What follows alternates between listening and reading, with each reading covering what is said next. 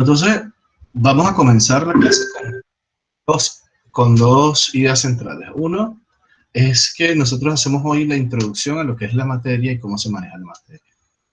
La materia, primero vamos a tener un 70% de aproximación a la filosofía y un 25% de aproximación a la antropología. El objetivo de la materia es encontrar los enlaces y los elementos que tributan a la psicología de estas dos grandes ciencias, tanto de la ciencia, la antropología y la filosofía como estructura del saber. ¿Qué significa eso? Que para nosotros es fundamental mirar esto a la luz de los grandes problemas y a la luz de las grandes ideas. ¿Qué significa esto? Que no vamos a estar haciendo un mausoleo de autores. Vamos a utilizar algunos autores porque, por supuesto, hay que hacer referencias sobre lo que ellos dicen, pero vamos a trabajar los grandes temas. Vamos a hoy a ver luego eso y cómo se maneja. ¿Bien? En segundo lugar, nosotros vamos a promover, porque filosóficamente la cátedra es constructivista, vamos a promover la elaboración del saber en colectivo. Por eso es tan importante que ustedes manejen la información y estén allí. Y como objetivos subsidiarios que tienen que ver con la didáctica de la carrera y de la materia, ustedes están empezando la carrera. Ustedes están empezando tanto psicopedagogía como psicología. Así que las primeras materias que ustedes ven suelen ser determinantes para lo que se podría llamar la disciplina del estudiante. Es decir, cómo estudio, cómo me aproximo, cómo me integro a la carrera, a qué se parece un psicólogo, a qué se parece un psicopedagogo. ¿Okay? Eso que es aprendizaje que va detrás de lo que nosotros compartimos teóricamente. Bien, y también vamos a tratar de hacer eso, ¿okay? Buscar un poco esas uniones. Así que para nosotros es fundamental qué cosas toma la psicología, en este caso y la psicopedagogía, estas dos disciplinas, de la filosofía y de la antropología. ¿Bien? Porque tenemos acá estudiantes de psicopedagogía y estudiantes de psicología. En su momento vamos a empezar a nombrar de dónde vienen, porque incluso tenemos compañeros y compañeras de Comahue. Porque no solo tenemos personas de Capital ni de San Miguel, tenemos de otros lugares. Bien, y esas realidades son distintas. Vamos a ver un poco sobre.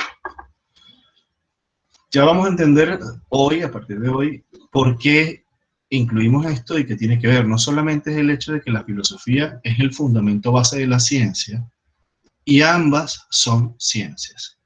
Y son ciencias porque utilizan el método científico como guía para la exploración del fenómeno. El fenómeno en estos casos son, para la psicología, la conducta y los procesos mentales, y para la psicopedagogía estamos hablando de los procesos educativos inmanentes al desarrollo del aprendizaje, y además a la adaptación, por así decirlo, de ambientes de aprendizaje. Entonces, esos objetivos se nutren de la visión como ciencia, pero también se nutren de las visiones filosóficas subyacentes. Y ya vamos a ver qué es esto. Vamos a ver qué es esto, de dónde viene, por qué viene. En psicología hay muchas escuelas, en psicopedagogía también las hay. Y cada una de estas escuelas tiene un basamento filosófico. La filosofía es la que está detrás de la política, de la ética, de la ciencia y de las acciones sociales del mundo de lo cotidiano. O sea, no podemos pensar que la filosofía es solamente lo que algún sujeto pensó. Eso que un sujeto pensó, o muchos sujetos pensaron, tiene que ver con la mirada que le damos a la realidad, a la vida y a nuestras formas habituales de comportarnos. La justicia, la injusticia social, las formas de concebir la justicia, las formas de concebir la ética, las formas de concebir la praxis profesional están bañadas y les son propias a las visiones filosóficas del mundo. Ya veremos qué es esto de la visión filosófica del mundo, de cada cosa, ¿no? En principio, la mayoría ya sabe que filosofía es el amor a la sabiduría, pero cuando hablamos de esto, hablemos más bien del amor. ¿De qué amor estamos hablando? Estamos hablando de un amor que se dedica, un amor que usa el recurso más valioso, que es el tiempo, que es el análisis, que es la virtud de estar allí aproximándose a un fenómeno. Es decir, es un amor que además es un amor del quehacer, es un amor del estar, es un amor del crear, es un amor que hace y que crea. ¿Okay? En este caso, ¿qué va a hacer y qué va a crear? Explicaciones, posibles explicaciones. Posibles explicaciones, narrativas de base de explicaciones, pero por sobre todo va a tratar de brindarse a sí misma cierto grado de solución a los grandes problemas y a las grandes cosas, ¿no? Sin llegar a ser tecnología, que la tecnología es básicamente una ciencia, la ciencia aplicada de manera concreta a otras cosas. Pero sí, la filosofía también toca la tecnología y a cualquier ciencia en la que estemos trabajando, cualquier práctica. Entonces, es importante que vean que la psicología y la psicopedagogía son, en esencia, disciplinas, profesiones y un quehacer científico. Son disciplinas en tanto que nosotros obedecemos y estamos dentro de un marco regulatorio ético y hacemos cosas concretas como documentarnos, estamos obligados y obligadas a documentarnos, a tratar nuestro espacio, a verificarnos, a supervisar y además a cumplir códigos de ética y a colegiarnos. Por otro lado, también eso vincula con lo profesional. Es decir, usted es profesional, pero además trabaja y vive de eso. Entonces hay elementos y elementos propios de la profesión. Y los vamos a ver ahora. El primero va a ser el que le vamos a tratar de dar aquí, en esta clase de filosofía. Y segundo, y tercero, perdón, es una ciencia porque, bueno, tiene una aproximación científica, con un método específico, que lo verán en sus clases de metodología.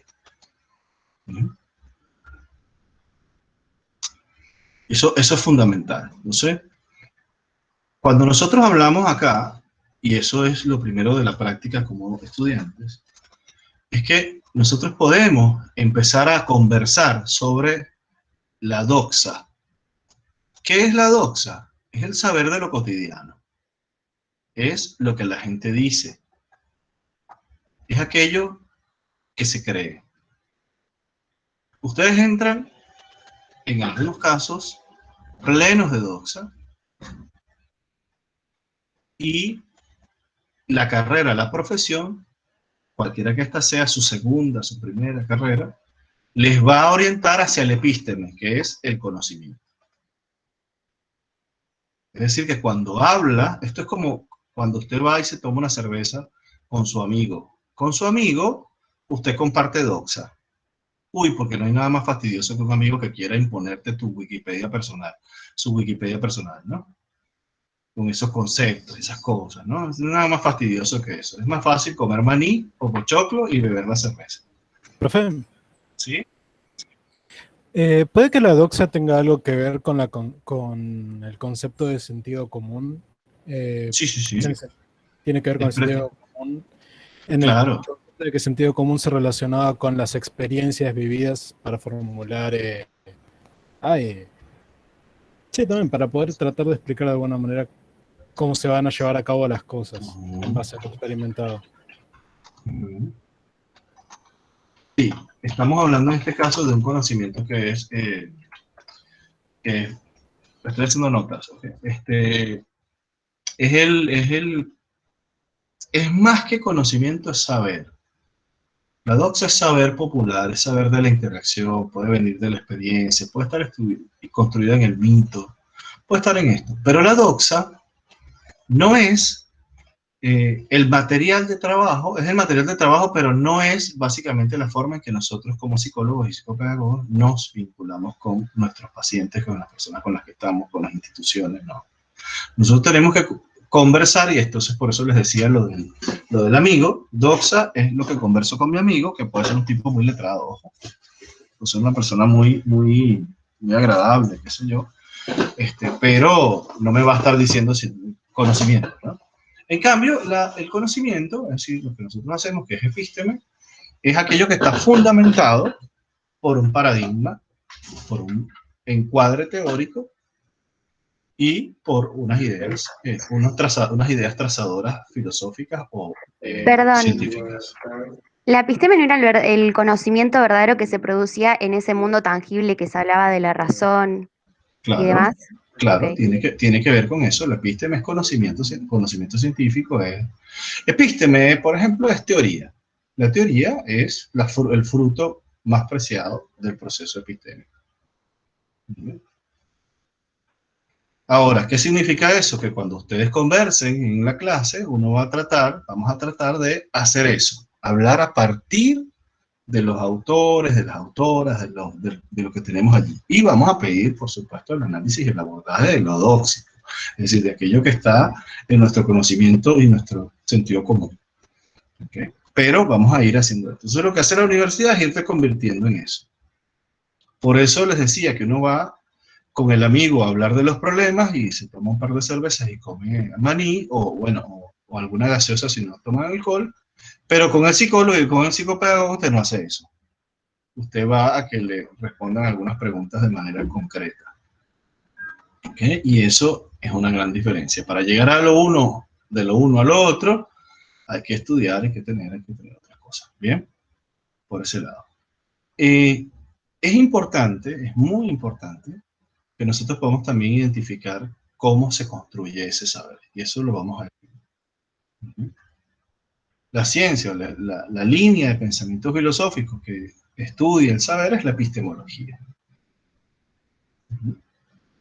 Nos dice de dónde viene el conocimiento.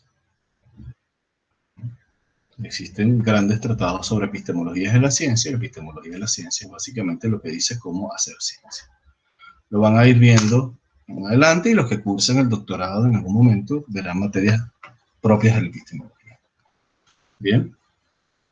Yo no sé si me presenté, ahora que digo doctorado, que es importante para estos mundos académicos. Yo soy licenciado en educación como primera carrera. Después estudié psicología, soy psicólogo. Estudié ambas en Caracas, en Venezuela. Luego hice un posgrado en clínica en la Universidad de Barcelona, en España. Un posgrado sobre pareja, familia, y en la Universidad de México. Y en las noches, porque tenía beca completa, hice sexología. ¿Okay? Después hice una maestría en intervención social en la Universidad de Buenos Aires y ahora estoy terminando un doctorado en ciencias sociales. Y bueno, terminé el doctorado en ciencias sociales y estoy terminando el doctorado en psicología ahora en la UFLO. Un doctorado estupendo, por cierto, se los recomiendo, que tiene que ver con análisis sistémicos. Es muy, muy interesante el doctorado. ¿Por qué les digo esto? Bueno, porque los estudiantes siempre queremos saber quién es el que está del otro lado. ¿Okay? ¿Quién es el que está del otro lado? Porque, ¿cuál es la diferencia? Ahora, en términos reales, yo de verdad creo que la diferencia entre ustedes y este que está aquí es que ustedes no se han leído unos libros que ya yo me leí. Así que esa es la única diferencia. ¿Okay? Más allá de unas experiencias, una cosita por aquí, otra cosita por allá, pero no hay más nada que eso. Así que bienvenidas las preguntas, por favor, y bienvenidas las participaciones, y hagamos que esto funcione. Porque funciona de esa forma, a partir de ir aclarando las cosas. ¿Bien? Entonces, por eso es que la reflexión, el análisis, la conversación que tenemos, el seminario que hacemos, se nutre de lo que leemos en la semana. ¿Okay? Las participaciones, como les dije, bueno, vamos a tratar de que sean al menos dos por persona, no más, para no tener problemas. Si yo veo que se agotan, voy a llamarles. ¿Okay? Pero sí les voy a pedir, por favor, que no hagan dos tipos de participaciones. La participación que lo que procura es imponer la Wikipedia personal, ¿okay? Esa no sirve. Esa donde yo digo, bueno, es que yo me traigo de allá y lo pongo, impongo, y entonces esto me lo acabo de sacar de... No. Esa no nos ayuda. Y tampoco la que repite, la que es como en el mito de Eros y... Se llama como en el mito de Eco, donde Eco se dedicaba a repetir, ¿no? Entonces esa que dice, sí, profesor, realmente eso que usted está diciendo está muy bien. Bueno, eso tampoco aporta. Entonces, se los digo porque lo van a encontrar. Sí, lo van a encontrar siempre en todos sus ambientes. Entonces, procuren evitar eso. Y lo otro que siempre se me cuela es esa intervención que tiene que ver con desmontar la intervención del otro. no hagan eso. ¿Okay? Cada quien participa desde su punto de vista, participa desde su estructura, participa desde lo que tiene que hacer, y luego hacemos una conclusión general y buscamos la forma de trabajarlo. A fin de cuentas, vamos haciendo el proceso constructivo. ¿Okay? ¿Por qué? Bueno, porque el que impone su Wikipedia personal inhibe la aparición de opiniones de personas que no se han leído determinadas cosas o no han vivido determinadas experiencias. Porque el que desmonta el discurso del otro, pues hace un sabotaje intelectual. Y entonces la persona dice, ay, no, para no. Entonces esto se convierte en el chat de WhatsApp del edificio, donde nadie dice nada, todos reciben el recibo, nada más. ¿Okay? Entonces eso tampoco no funciona. Y la idea es que puedan participar con respeto. La otra cosa que hacemos acá es que no hablamos de las grandes religiones. Es decir, no hablamos de ninguna religión, no hablamos de fútbol y no hablamos de política. En ninguna de las tres. A menos que sea leído como un fenómeno a estudiar. ¿Sí? Por ejemplo, en un cuatrimestre por allá atrás, estudiamos, en el lado de la antropología, estudiamos la famosa piedra que rompió el vidrio de determinado colectivo, que además hizo que terminaran jugando por allá en el otro lado del mundo, ¿no? Bien, pero era importante analizarlo, ¿okay? Independientemente de todo lo demás. ¿Quién fue? ¿Cómo no fue? Estos son negros, estos son amarillos, estos son verdes, es otra cosa. ¿Ok? Entonces, es importante que sepamos más o menos cuáles son las normas para que podamos también hacer este espacio menos desigual. Los espacios menos desiguales son espacios que piden más participación. ¿Ok? Bueno, entonces, ¿preguntas? ¿Me escuchan bien? Eso sí, con el tema de lo técnico, ¿se escucha bien? Se escucha bien. Sí, Perfecto. se escucha bien. Perfecto. Bien, muy bien. Entonces, ya sabemos cuándo son las fechas de examen, ya sabemos cómo son los exámenes, ya sabemos cómo es la dinámica interna y vamos a avanzar con lo demás. Nosotros vamos a estudiar las grandes ideas. Y vamos a empezar con una idea grande y muy simple de explicar. ¿Qué es la realidad?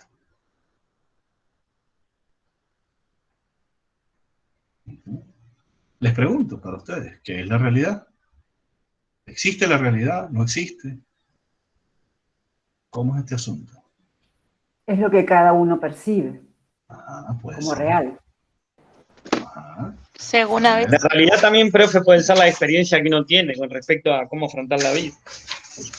A ver, la realidad, la experiencia. Se podría decir que está relacionado con el cogito ergo sum, en el sentido en el que cuando uno empieza a darle un concepto a algo, no tiene realidad.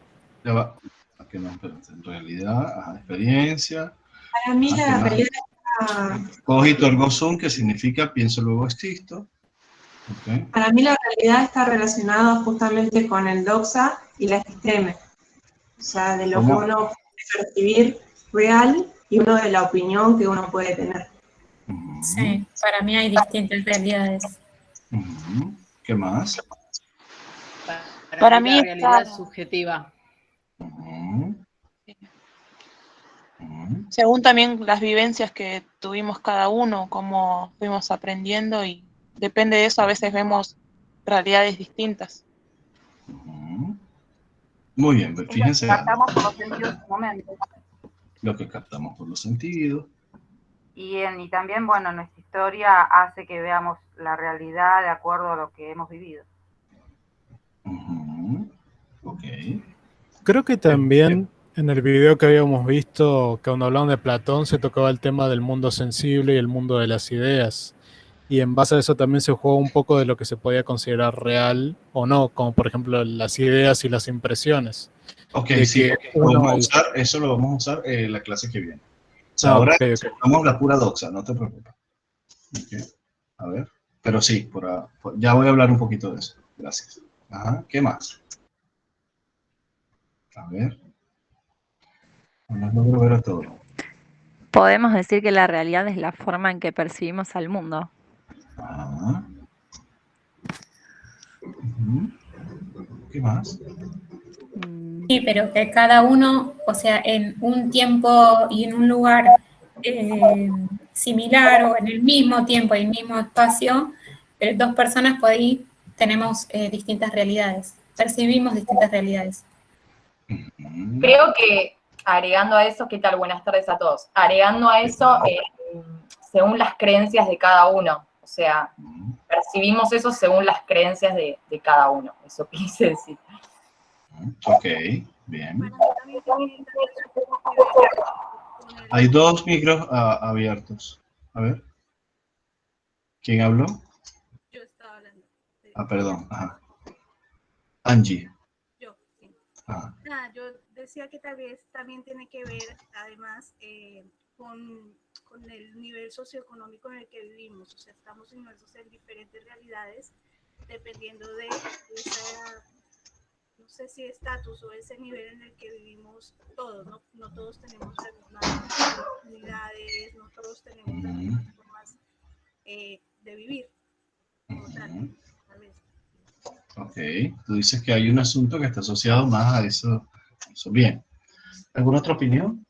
Profe, ¿puedo decir algo que se me acaba de ocurrir? Sí, lo que sea, dale.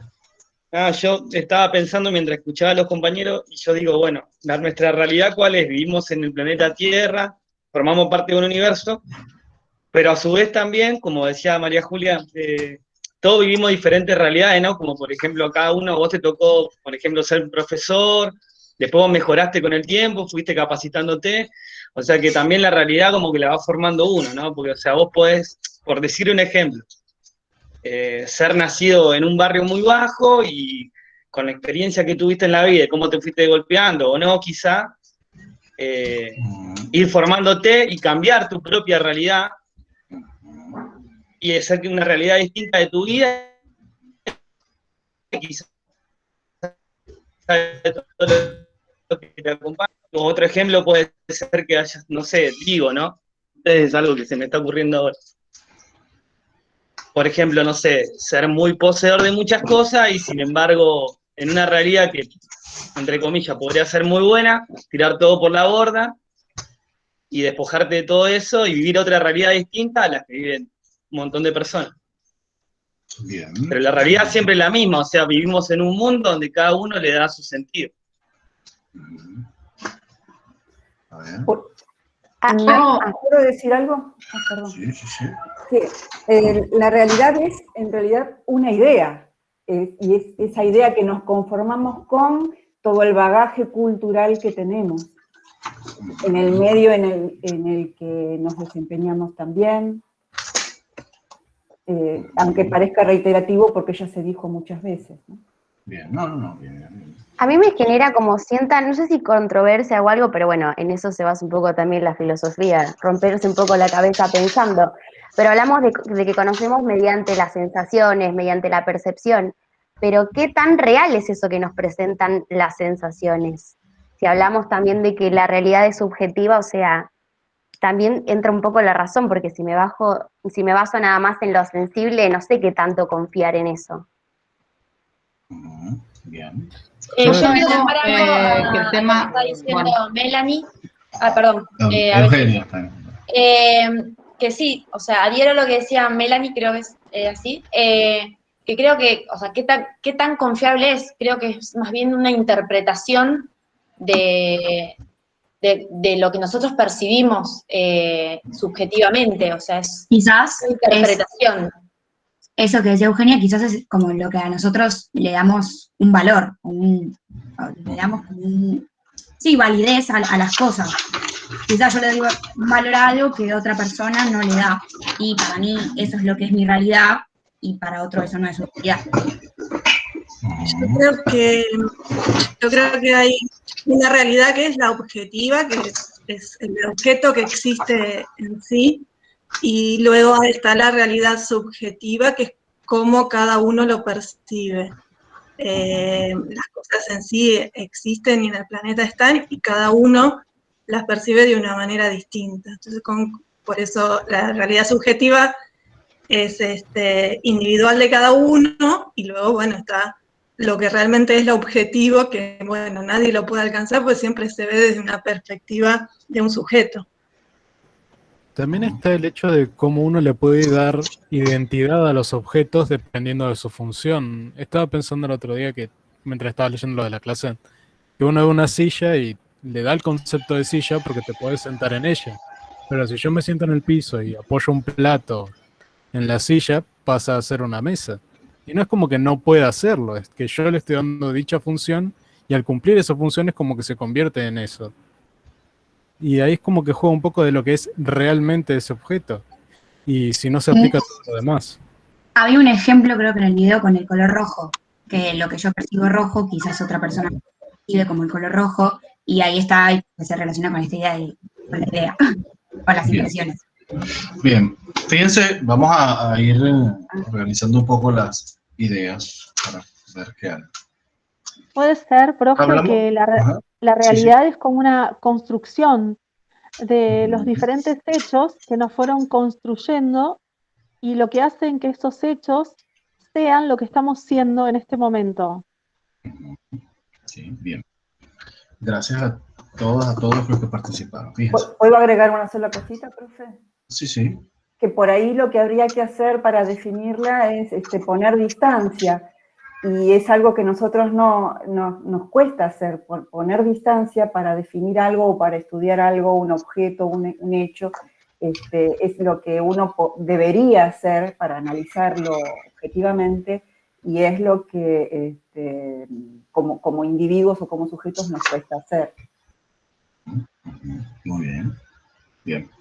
Bueno, tomando esto les diré, fíjense, el tema de la realidad es desde los tiempos de Platón y Aristóteles un tema. Todavía es un tema. Por ejemplo, hoy día nos estamos preguntando si esto que estamos haciendo es realidad o es realidad virtual. ¿Cuánto de virtual tiene esto? Yo hago psicoterapia online hace por lo menos 8 años. De diferentes formas. Desde Messenger hasta... Porque, bueno, me tocó mudarme muchas veces y dejar pacientes en muchos lugares, así que fui haciendo esto.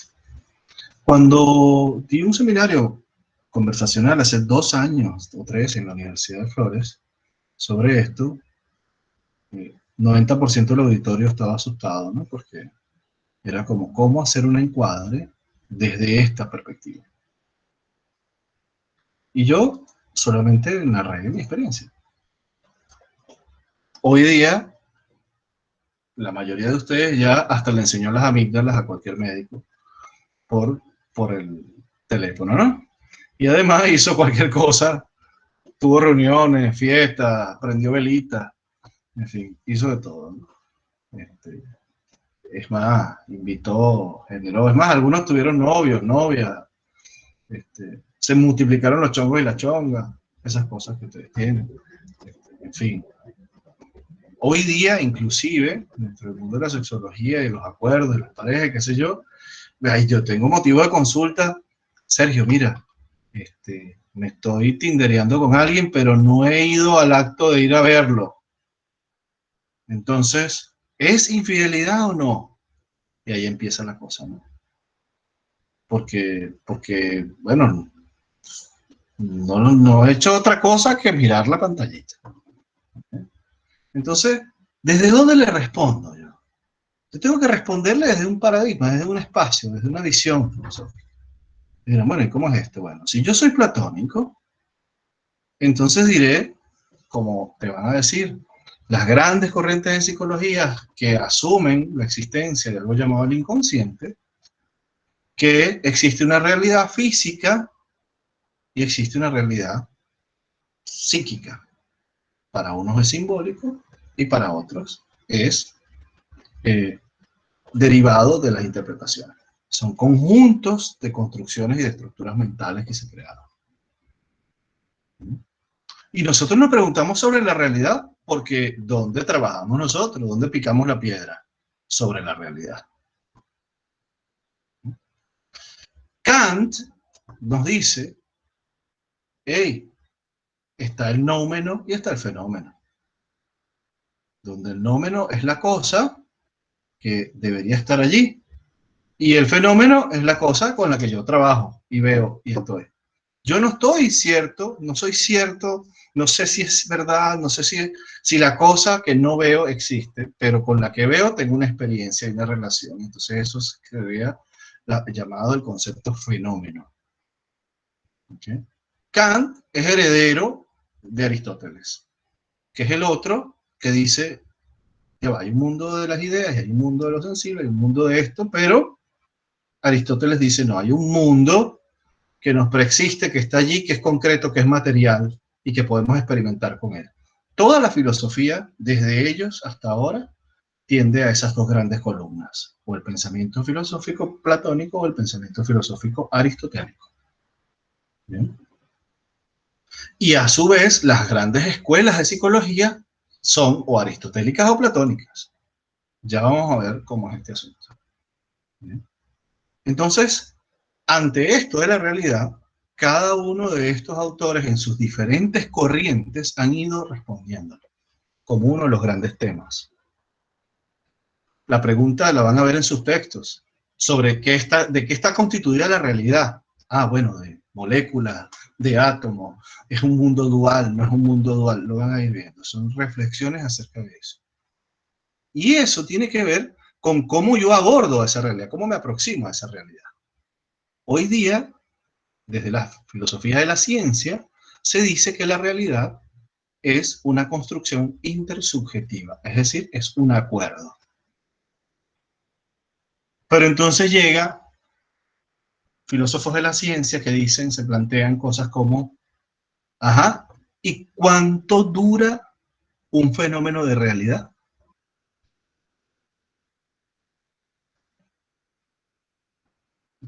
¿Cuánto dura un fenómeno de realidad? Yo agarro y tomo el celular. Ya cuando yo lo bajo, la frase tomo el celular pasó a ser pasado. Y se supone que el mundo entero opera sobre una microfracción de segundo. Entonces la realidad dura una microfracción de segundo. O es, volvemos entonces ahí a lo platónico, si lo había lo empirista es esto, si lo había lo platónico es entonces una construcción como la teoría. Un universo paralelo de significado construido por los acuerdos, que pueden devenir de la experiencia, que pueden devenir de las conceptualizaciones, que pueden devenir de múltiples fuentes. Ya lo veremos a medida que vamos trabajando un poco los autores. ¿Okay? Y entonces llegan los existencialistas y nos dicen, ¿qué es la vida? Bueno, la vida es, estamos arrojados a un universo de posibilidades. Y bueno, ¿y la nada qué es? Bueno, la nada viene por ahí, está alrededor de la vida. ¿Y qué es la angustia? Es la incertidumbre sobre la nada. Y ahí empieza a complejizarse el asunto sobre la realidad. ¿Okay? Hay significaciones que la ciencia no puede responder, por ejemplo, ¿qué es la vida humana? ¿Qué es la vida humana? El concepto más operativo siempre va a ser el concepto más simple. Y el concepto más simple para la ciencia es que la vida humana es todo aquello que no hace un hombre muerto.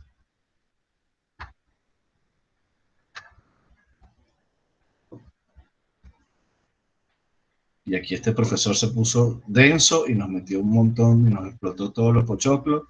¿Y qué es esto que está haciendo él? ¿Bien? Entonces,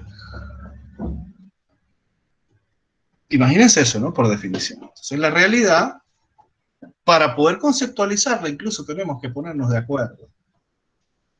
Incluso tenemos que verla desde una perspectiva filosófica.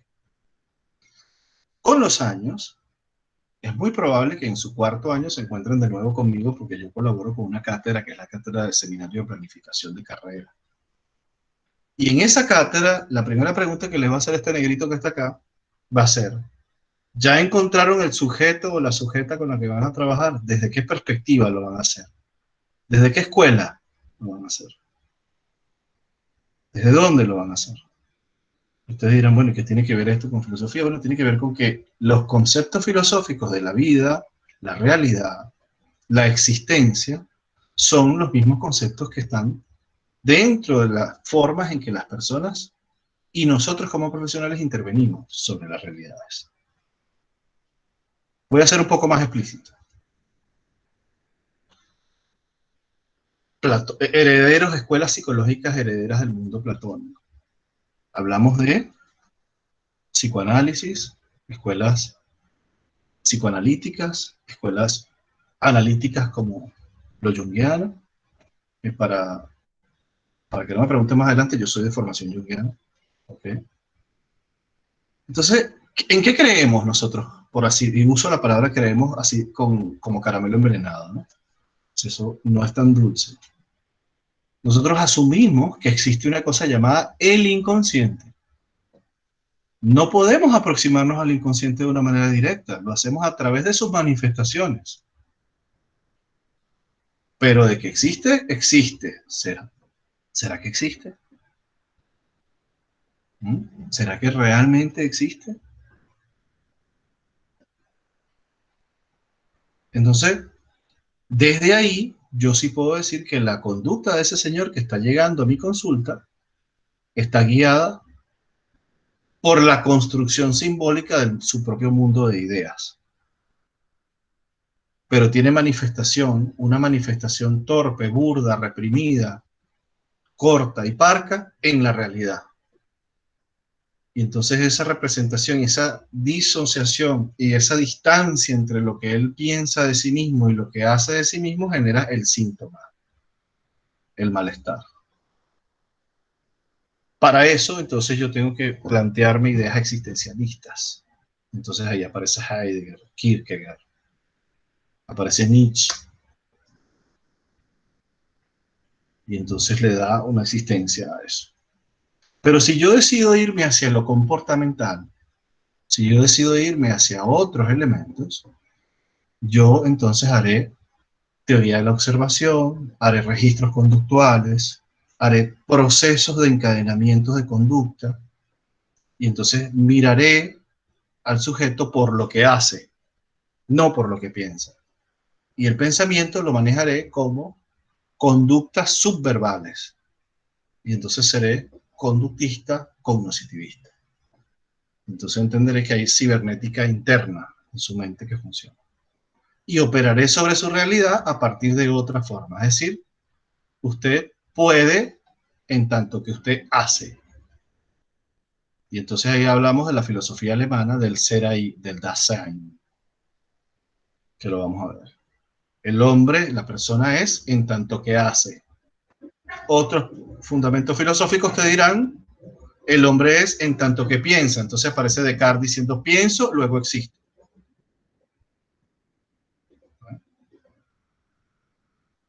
¿Ven? Entonces, por eso esto es un intro a lo que vamos a ver, ¿no? Pero su importancia radica en el hecho de que va a determinar su abordaje de la realidad. Y su realidad es el sujeto o la sujeta, el niño o la niña, que va a estar ahí con ustedes, enfrente. La empresa va a estar ahí. Porque también podemos estar hablando de un mundo ideal de una empresa que se considera internamente por un inconsciente colectivo como súper exitosa y resulta ser que es, como dirían ustedes en castellano antiguo, un mamarracho. ¿Bien? ¿Pero qué hay? Bueno, estas disociaciones, esta cosa que está ahí. Pero para eso yo necesito fundamentalmente decir, bueno, este es mi paradigma, este es mi mundo filosófico desde donde yo oteo y miro, este es el árbol del bosque desde donde yo decidí mirar al horizonte. Porque sus respuestas, epistemológicamente hablando, tienen que devenir de ese árbol. ¿Bien? Y eso los va a hacer más profesionales. Porque si no, entonces usted va a decir, bueno, yo trabajo soy cognoscitivista, pero también en mi consulta aplico flores de Bach. Ah, tú dices, ¿pero qué es esto? Porque hay una cosa, o le leo las cartas. Ah, pero, un momento, ¿tu consulta es de qué? Bueno, no, es que también tú sabes lo esotérico, no. Entonces monta tu consultorio de cartas por un lado y montas de consulta del otro por otro lado. O sea, cada quien con su universo, pero busquemos eso, ¿no? Tiene que haber coherencia interna en la mirada filosófica y en la mirada que está. La mirada nuestra es, ya les dije, científica. No quiere decir que no existan otras formas de conocimiento. No quiere decir que no existan otras formas de construcción de la realidad. Solo que la mirada que nosotros tenemos es esta mirada de la psicología. ¿Sí? Profesor, ¿le puedo hacer una consulta? Sí. Sí o sí nos tenemos que parar, o sea, en un paradigma cuando trabajemos como profesionales, o a veces se pueden optar, porque nombró recién distintos paradigmas, y dependiendo del paradigma de donde nos situamos es el abordaje que vamos a tener con nuestro paciente o con la persona, ¿no? Sí o sí siempre se utiliza un paradigma, o sea, uno adhiere a eso y sobre eso trabaja, o se puede ver qué camino, porque digo, lo pienso desde la ignorancia, ¿no? Por ahí a veces situarse en un paradigma es pensar en ser necio a no querer abordar otras herramientas que me las dan otro paradigma. Entonces desde ahí lo pregunto, ¿cómo se trabaja o qué se suele hacer? Bien. El modelo teórico es una cosa, el modelo filosófico es una cosa, el modelo teórico filosófico es algo. Si yo soy junguiano, yo asumo que existe un inconsciente colectivo y existe un inconsciente personal, ¿sí? Y que hago ciencia y hago observación. Pero yo no descarto el uso de herramientas como las pruebas psicológicas específicas, el MMPI, el Minnesota, incluso hay un test que se llama el test del tarot, que no es que yo le leo las cartas al paciente, es que le pido al paciente que observe las cartas y me diga con cuál se siente más representado. Y eso es muy similar a la interpretación pictórica que se hace con el Rorschach, porque hay una proyección del sujeto sobre la figura. Lo que yo puedo hacer entonces es tener un paradigma teórico subyacente y ser ecléctico en las herramientas que voy a usar, pero no en el modelo. O sea, yo no puedo negar la existencia del inconsciente asumiendo que es un comportamiento subverbal y después hablar del inconsciente con el paciente. No, eso es muy pirata. Eso no está bien. Usted sí puede hacer cosas, usted sí puede hacer cosas como usar herramientas. Eso sí, hay muchas herramientas que podemos usar de cualquier lugar. Eso está genial. Pero además, ser profesional también será tener madurez profesional. Y una de las cosas que hacemos como profesionales es decir, no puedo atender todos los casos ni todas las consecuencias, ni siquiera en las mismas franjas etarias. Hay personas que me mandan personas que están trabajando. Yo trabajé mucho tiempo en intervención clínica con Cruz Roja en desastre y trabajé acompañamiento a víctimas. Hace poco trabajé con enfermos de COVID. Todavía manejo un grupo importante que hace contención con eso. Parejas, qué sé yo. Pero yo trabajo adultos. Trabajo adultos. Cuando me viene un niño digo, no, no puedo. No trabajo niños. Hay quienes dicen, Sergio, yo no puedo trabajar con pacientes adictos, con problemas de consumo, problemas de sustancias. Perfecto, no lo hagas. Pero desde ahí, no desde la necesidad, ¿ok? Independientemente que no tengamos plata, independientemente que no tengamos eso, éticamente tenemos que ser coherentes. Profe, perdón, ¿y en qué nos basamos para seleccionar? O sea, ¿usted en qué se basó para decir con niños no? O en adicción no. ¿Desde qué argumenta esa decisión? No sé si es una decisión. Claro, yo al decidir ser junguiano, decidí encontrar que no solamente los adultos con los que voy a trabajar son adultos mayores, por lo menos de 25 o 30 años, son personas con capacidades de haber tenido una experiencia de vida que les permite reflexionar. O sea, yo prefiero trabajar con esto. Inclusive, tiene que ver también con la experiencia, pero también con la conceptualización filosófica que está de base. La conceptualización filosófica que está de base es el existencialismo. ¿Okay? Entonces uno es existencialista. Entonces cuando dice existencialismo, ¿qué significa? Que sí, somos personas arrojadas a un mundo con un infinito número de posibilidades, pero tenemos un límite y es la muerte. Estar consciente de la propia muerte genera una conducta distinta. Y entonces, claro, ¿qué pasa? El final, tienes gracias, ¿qué pasa? El final va a ser eso, la concepción que yo vaya teniendo. Pero además, el tema de los niños también tiene que ver con cosas mías, cosas personales. Yo durante mucho tiempo fui bombero voluntario, hasta hace como 5 años. ¿Ok? Y entonces cuando venían los casos de niños, yo lloraba. Y yo, no puedo. Si como bombero no los puedo atender, no los puedo atender como psicólogo. También tiene que ver con mi experiencia, ¿no? Esa cosa que está ahí. Por eso va a tener que ver con lo que ustedes se ven. Por eso yo les diría que en sus pasantías, que las van a tener, exploren todo. Y vean cómo se sienten. Uy, no, adicciones no, esto no.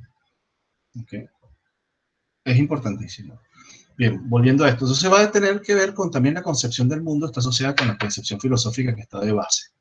Y la concepción filosófica que ustedes asuman, hay como una doble concordancia. Por un lado, entiendo esto, el trascender del sujeto a través de la vida, que es una visión humanista, que es además una visión romántica, ya vamos a ver el romanticismo, que plantea que lo hecho con amor trasciende la muerte, que rompe con el existencialismo, dice, bueno, los buenos hechos con la muerte lo trascienden. Y eso es filosofía también.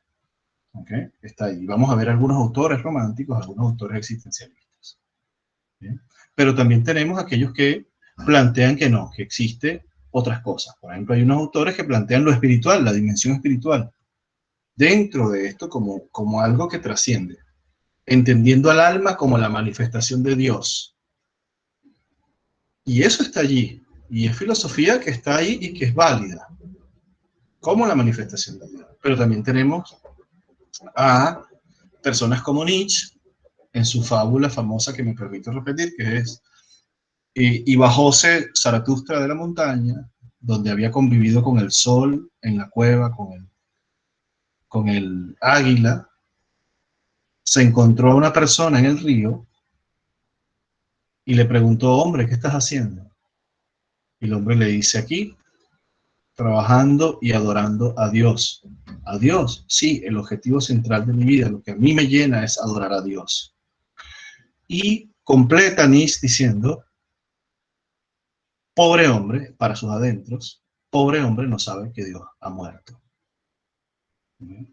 Y entonces ahí empieza lo que se llamaría la filosofía existencialista y una filosofía nihilista, que dice, bueno, hey, aquí hay algo. Y también es una postura. También es una postura. Entonces ustedes tendrán posturas filosóficas a propósito de la religión, en sus espacios, como facilitadora, como inhibidora, eso es otra cosa. Vamos a irlo bien, vamos a ver qué hay allí. Entonces, ¿cómo nos aproximamos a esto? Bueno, nos aproximamos de que las grandes ideas filosóficas pensadas por determinados filósofos bajo la herramienta fundamental que utiliza la filosofía, que es la lógica, porque la lógica es la herramienta fundamental. Porque cuando hablamos del razonar filosófico, es un razonar lógico, que tiene normas. No las vamos a ver, no es objeto de esta materia, pero la lógica se estudia. Hay una lógica lineal y hay una lógica recurrente, heurística. ¿Okay? Que también son las lógicas cibernéticas, que son las nuevas lógicas, las van a ver más adelante en otras formaciones. Bien, entonces eso es lo que hace. Y llega a una concepción de verdad, que va a ser tan estable como el próximo pensador no pueda refutarla. Y eso es lo que solemos hacer. ¿Bien? Entonces, ¿es vivencial la realidad? Para unos filósofos sí, para otros no.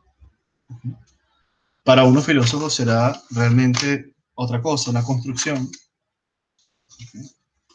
Y para otras corrientes más grandes, o sea, más potentes, ni siquiera existe la realidad, ¿no? ¿Okay? Hay corrientes como el idealismo metafísico que te dice la realidad no existe. Nosotros creemos que existe la realidad, pero la realidad no existe tal cosa como la realidad. Y hacen todo un análisis lógico sobre eso. ¿Okay? Entonces ahí hay que profundizar un poco sobre esos grandes temas y ver cómo esos grandes temas van incorporándose en nosotros y con cuáles estamos más cómodos como tal, ¿no? Hay ejes que sí son fundamentales, ¿no? Para nosotros como ciencia, si somos ciencia, tenemos que experimentar.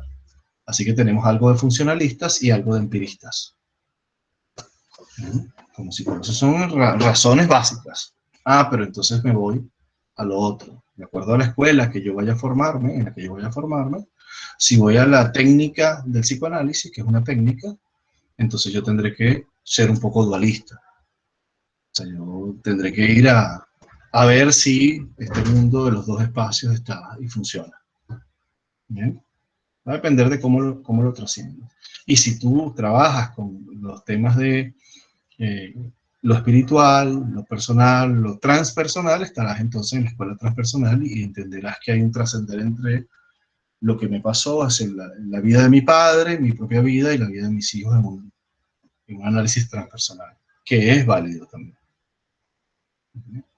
Si yo solo me planteo el dilema del aquí y el ahora, trabajaré filosofía humanista, tendré una influencia de la filosofía humanista, y hoy día a eso se le llaman las grandes corrientes del mindfulness, que tienen que ver con la conciencia plena de lo que se está haciendo. Bien, entonces lo que queremos con esta clase es que se vea cómo la filosofía tributa a la psicología en sus diferentes ramas. ¿Okay? No es necesario recordar qué fue lo que dijo de Kant, qué fue lo que dijo de Descartes, que no, eso no es importante. Lo importante es ver cómo estos grandes fenómenos, como una realidad, tienen explicaciones desde la filosofía. Y esas explicaciones determinan el quehacer del psicólogo y el quehacer desde el paradigma que ha decidido estar. El paradigma en el que nos encontramos hoy día, que es el paradigma aceptado por todas las ciencias, es el paradigma de la complejidad. Es un paradigma que permitió incorporar todos los especies. Pero hay un sujeto llamado Dussel que plantea no solamente el mundo es complejo, sino que el mundo es tan diverso que hay un multiverso, es decir, múltiples universos dentro de sí mismos. Y por supuesto, cuando habla de eso, habla de universos de significado.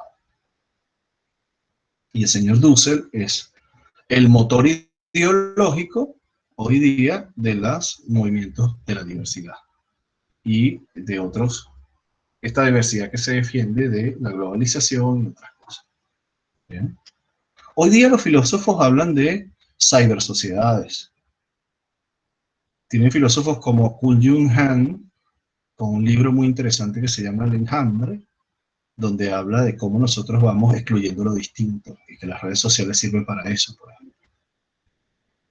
Y entonces, lo humano es gregario y lo humano busca estar con lo cercano, lo parecido, y dice, bueno, que interesante es el hecho de que en las redes sociales te puedo discriminar sin que tenga ningún problema.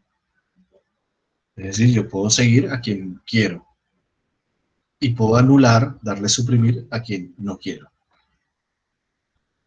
Está interesante esto de la filosofía de la existencia, porque esto es existencialismo, pero en estos tiempos, que hay otro autor llamado Bauman, que plantea en un libro que les recomiendo también, que se llama Amor Líquido, que lo que vamos aprendiendo en estos momentos es a poderle dar suprimir a las relaciones que consideramos hedónicamente tóxicas, es decir, son tóxicas. Bueno, damos suprimir y apretamos la tecla Next.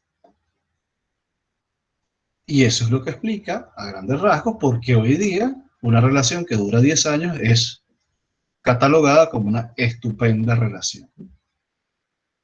Pero la verdad es que las relaciones entre las parejas no están durando más de 2 o 3 años.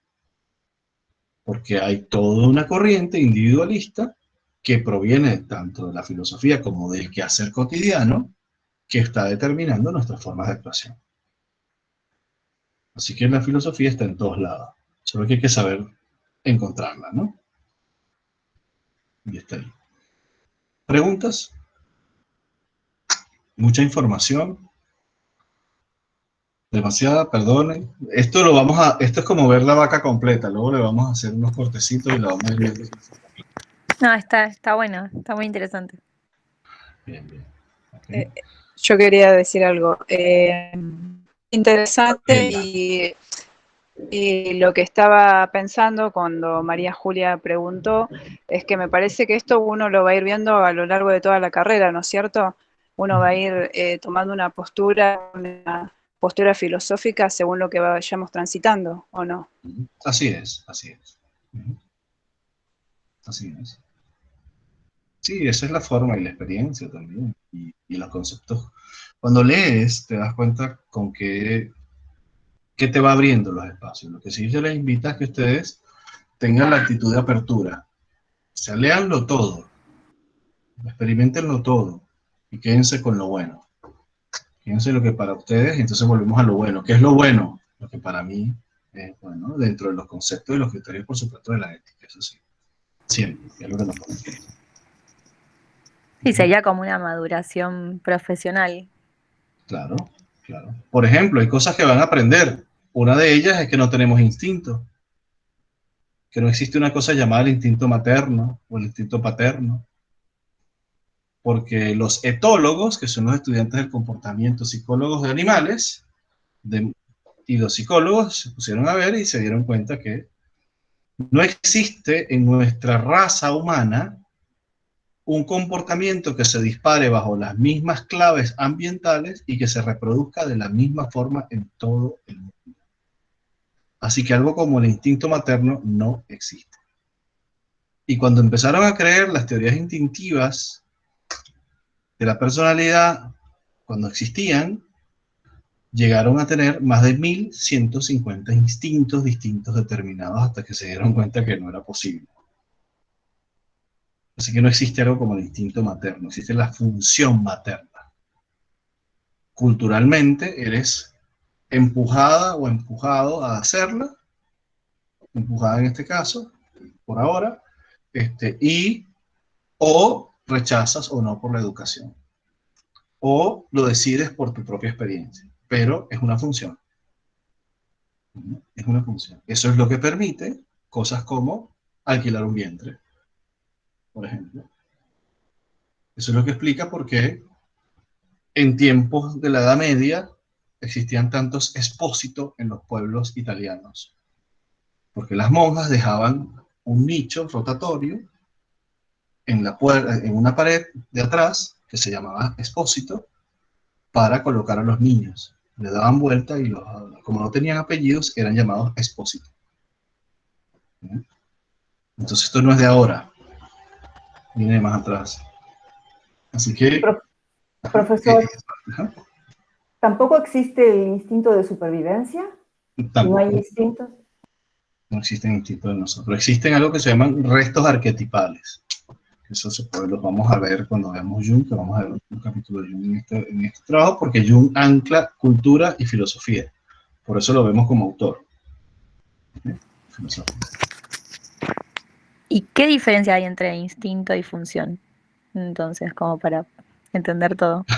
Pues igual lo vas a ver igual en psicología general, lo vas a ver esto, pero la función se ejerce a partir de unos grandes trazadores. Por ejemplo, la función materna puede ser proteger y alimentar, pongamos.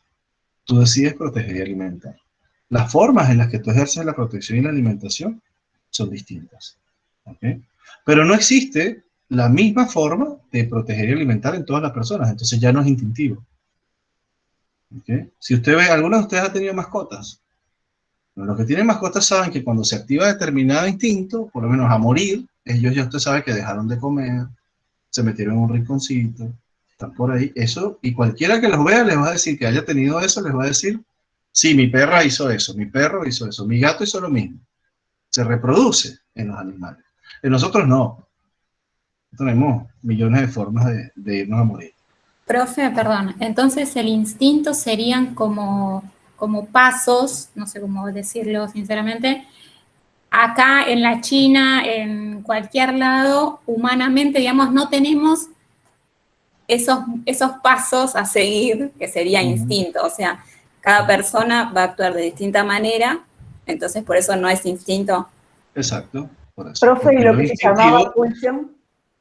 Eso es otra cosa, las pulsiones son, pero hay pulsión de vida y pulsión de muerte, o sea, pero ya eso van a entrar en teoría que la van a ver en psicología general o historia de la psicología. Claro, serán como una suerte de conocimientos innatos. Claro, lo que yo quiero que ustedes vean es que el conocimiento obliga y el conocimiento transforma. ¿Okay? Cuidado con esto porque también se convierte en un peligro, Porque yo puedo tomar una teoría y partir de esa teoría y mirar el mundo desde esa teoría y ser muy rígido, como decía por allá, creo que era Lorena. Con eso hay que tener cuidado porque no nos vaya a pasar esto de el gigante Procusto. El gigante Procusto, ¿qué hacía? Invitaba a las personas a dormir a su casa. Era un mito. Es un mito. A su casa y tenía camas de piedra. Entonces, las personas cuando iban a dormir, si eran muy pequeñas, las amarraba y las estiraba. Si eran muy grandes, le cortaban los pies.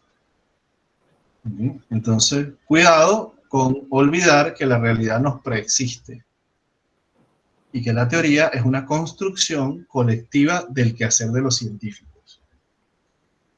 Entonces, por eso es que no podemos, o sea, en un setting, en un espacio concreto, sí podemos trabajar la teoría, pero no en el universo.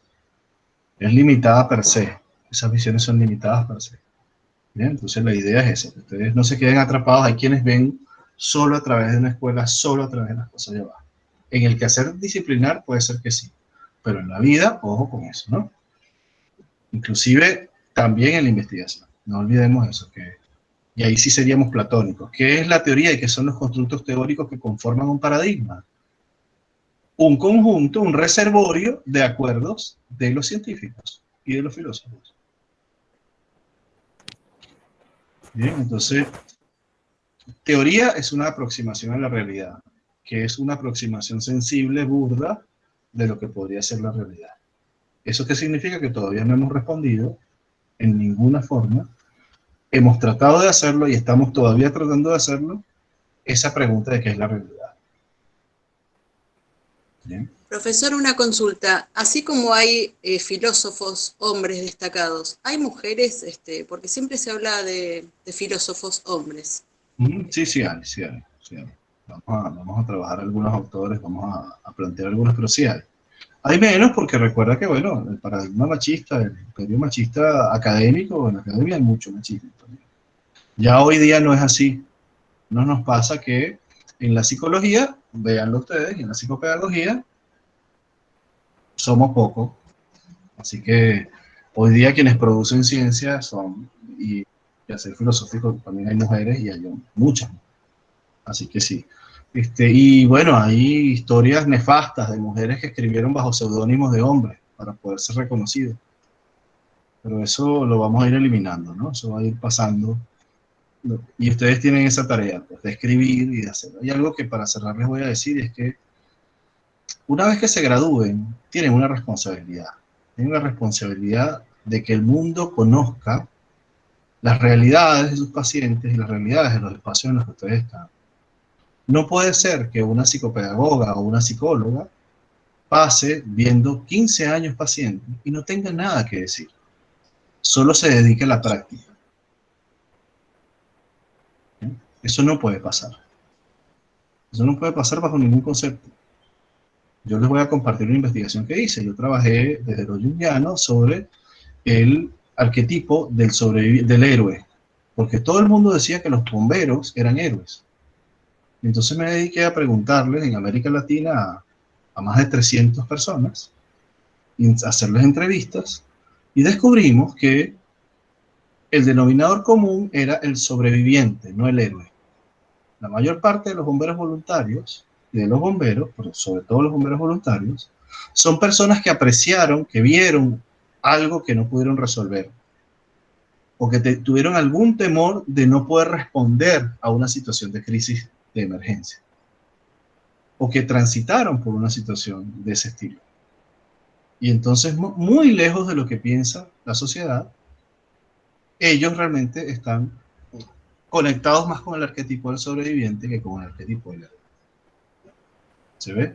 Y por eso, lamentablemente, en esa disociación, es que encontramos que todo el mundo quiere a los bomberos, todo el mundo los quiere, pero son un grupo que está como colocado en un espacio muy particular.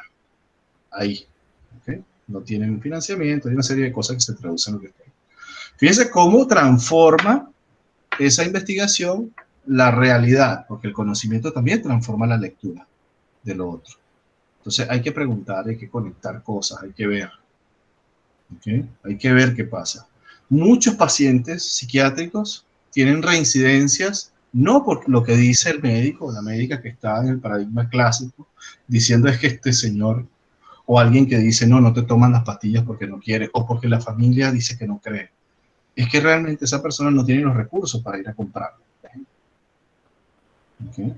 Y el 90% de las personas que ustedes ven en la calle son personas que no pudieron comprar su pastilla. No son personas que abandonaron voluntariamente el tratamiento, como creemos. Entonces volvemos a esto. El conocimiento nos va a transformar, así como, hey, no hay instinto, y mira aquello, y mira lo otro. La invitación es que ustedes puedan mirar desde una perspectiva formal esa realidad. Y eso es lo que va a hacer la carrera. La profesión lo que va a hacer es que les va a ir quitando algunas nubecitas, diciendo, mira, vamos a ver con este lente, vamos a ver con este lente, y con este lente. ¿Sí? Para eso sirve la construcción teórica. Pero no, que no sea, por favor, gigantes picando gente, o largando gente, por favor. ¿Eh? ¿Alguna pregunta? Bien, yo siempre voy a cerrar las clases con esto. La clase tenía objetivos. Objetivo 1, entender la importancia de la filosofía para la psicología. No sé si pude transferirlo, si pude transferir ese conocimiento. Ustedes me dirán. 2, plantearles básicamente, fundamentalmente cuál era la estructura de la clase. ¿Okay? 3, utilizar el método de seminario explicativo y de participación para introducirlos en la metodología de la clase. Y plantear cuáles eran las grandes corrientes que se imponen en la filosofía, las corrientes platónicas y las corrientes aristotélicas. A nosotros nos interesa más qué pensó Platón y qué nos sirve de lo que pensó Platón, que en qué año vivió. Eso es otra cosa. Por eso les dije que no es un mausoleo. Para eso usted va a un mausoleo y ve las fechas en las que la gente vivió. Necesitamos saber lo que la gente hizo. ¿Bien? Ok. Vamos a irnos al seminario de la semana que viene con esta tarea. Por favor, van a identificar cuáles son los 3 momentos que nos llevan a filosofar.